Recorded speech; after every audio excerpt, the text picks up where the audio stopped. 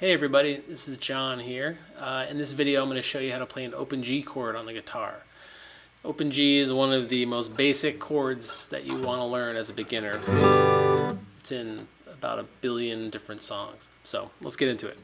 Alright, so this chord uses 3 fingers, your first, second, and third finger.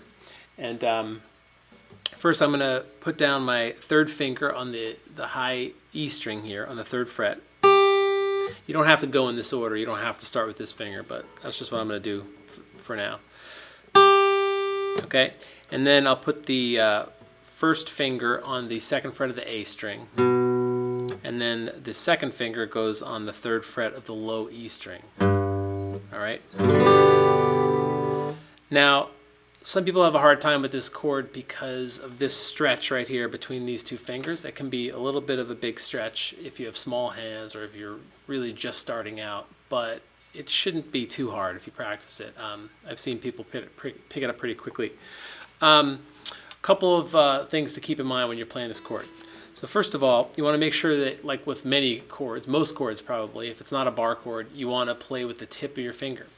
So in other words, if you look at this finger here, I'm kind of coming down onto the fingerboard. This last joint of the finger is sort of standing straight, I guess, from compared to the fretboard. Not exactly straight, but more or less.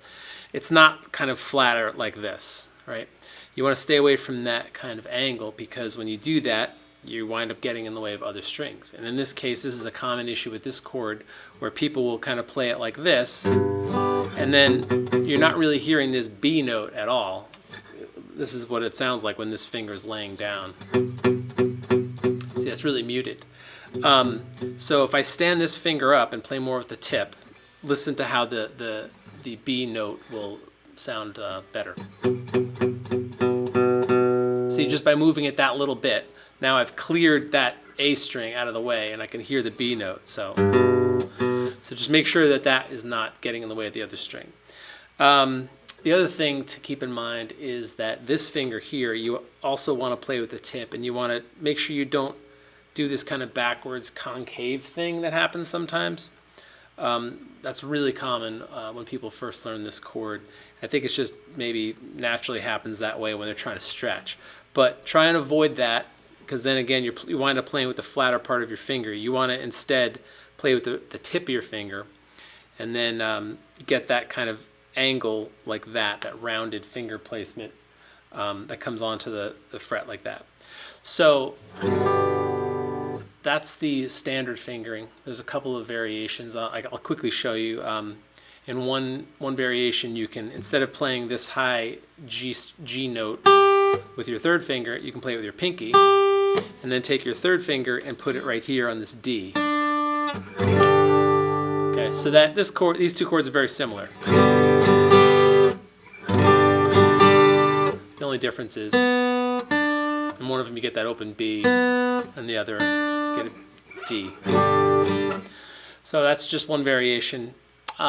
One other variation that I'll quickly mention, although it's kind of hard for a beginner to do, but it's something to it's worth looking into and practicing so that you can play it eventually someday, is to play the same fingering that I showed you initially. Not the same fingering, but the same notes, except you refinger it so that you, instead of playing your 2nd finger here, you use your 3rd finger.